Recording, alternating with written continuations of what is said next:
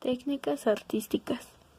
Para el estudio descriptivo de una obra de arte, es importante considerar los aspectos técnicos y materiales con que la obra fue realizada.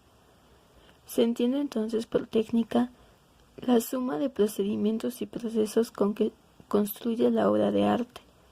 Estos procedimientos son diferentes en cada uno de los lenguajes artísticos. De ahí que el estudio descriptivo de las obras puede dividirse en tres: estudio de lo pictórico, estudio de lo escultórico y estudio audiovisual. Estudio de lo pictórico. El dibujo. El dibujo es un procedimiento que puede aparecer solo o como base para aplicar otras técnicas. Hay que distinguir entre el dibujo artístico, realizado a mano alzada, y el dibujo técnico, realizado con instrumentos de dibujo. El dibujo artístico busca plasmar sensaciones personales influenciadas por la imaginación y las vivencias individuales, por lo que resulta eminentemente subjetivo. En cambio, el dibujo técnico pretende ser objetivo y representar los objetos lo más parecido a la realidad, usando escalas, a fin de proporcionar la información técnica necesaria para su análisis técnico. Las técnicas más empleadas son los lápices, el carboncillo o la tinta, los pasteles y lápices de cera. La pintura. Es el arte de representar motivos figurativos o abstractos sobre un soporte plano mediante materiales compuestos por un pigmento mezclando con aglutinante, que le da la consistencia y permite la fijación en un soporte. Las diferentes técnicas de pintura pueden dividirse según el medio en que se disuelven y agruparse en dos grandes categorías que son secas y húmedas. Las técnicas secas son aquellas en las que la pintura es sólida y no es necesario disolvente para su aplicación. Los tipos más comunes de técnicas secas son el lápiz grafito. Es el medio más común para dibujar y fue creado en el siglo XVIII. Esta puede tener diferentes grados de dureza. El sistema de clarificación más utilizado en los lápices de grafito artístico es el europeo. Los lápices de colores permiten realizar dibujos con una gran cantidad de tonos de colores y ofrece la posibilidad de realizar gradaciones o texturas a base de tramas de líneas cruzadas. Como en los lápices grafito, los hay de diferentes grados de dureza. Los rotuladores. Es una técnica en continua evolución, ya que a menudo aparecen modelos con distintas posibilidades gráficas. El rotulador tiene como elemento gráfico principal la línea, lo que aporta direcciones, ritmos, puntos, texturas, masas de color, tachaduras, frotados, mezclas de color entre los colores en el propio papel, etc. Debido a sus características, es importante recordar que primero se debe aplicar los colores claros y luego los más oscuros. El carboncillo.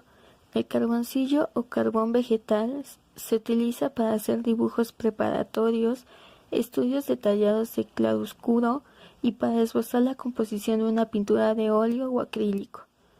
Su uso es muy flexible porque mancha con gran facilidad, proporcionando trazos amplios y la posibilidad de cubrir grandes superficies sombreadas.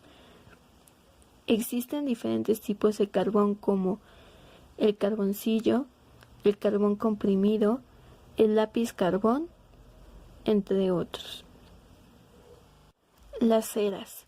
Las ceras son una mezcla de pigmentos con cera y grasa animal como aglutinante. Por su composición, las ceras aportan a los dibujos una plasticidad muy característica. La cera es uno de los medios plásticos con más posibilidades pictóricas, tanto su aplicación lineal como la utilización de su técnica en el dibujo a base de planos.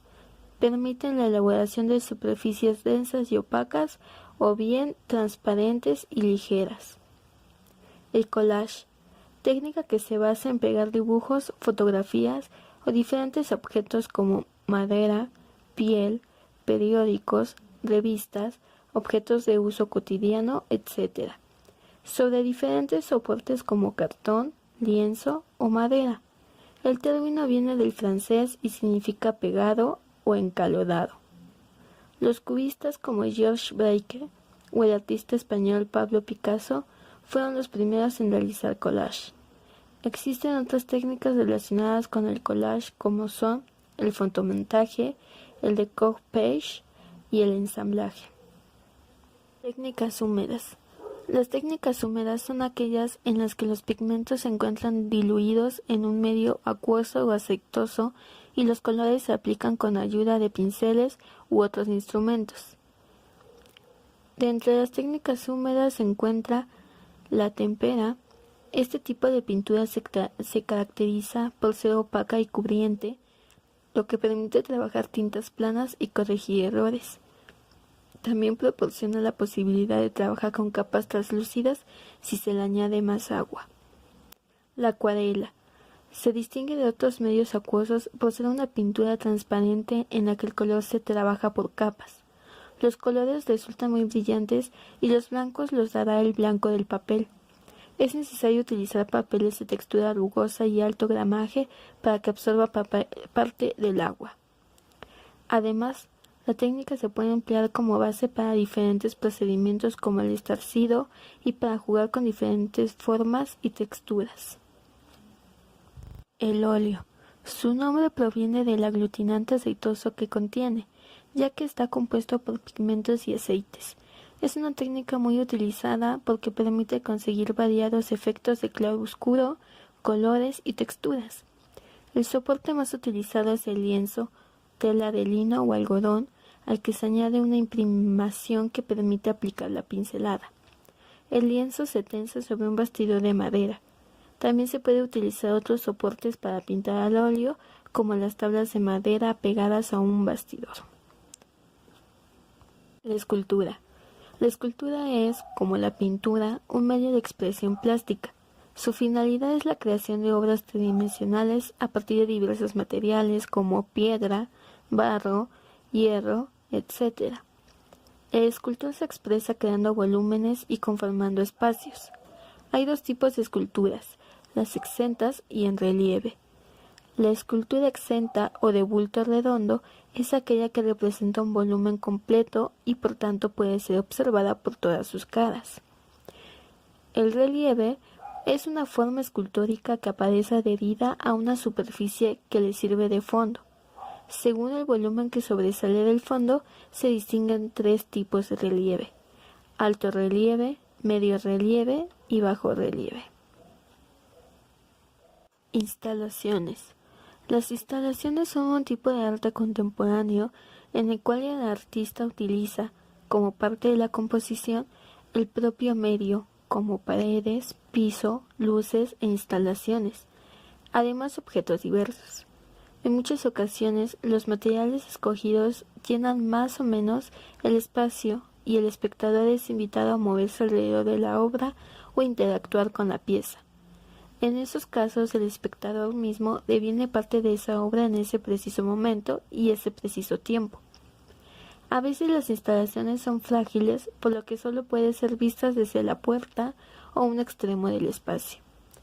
Existen varios precedentes para este tipo de arte, pero no fue hasta los años 80 que los artistas comenzaron a especializarse en las instalaciones.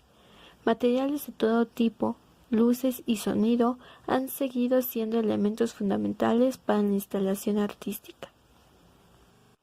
Estudio audiovisual. La fotografía.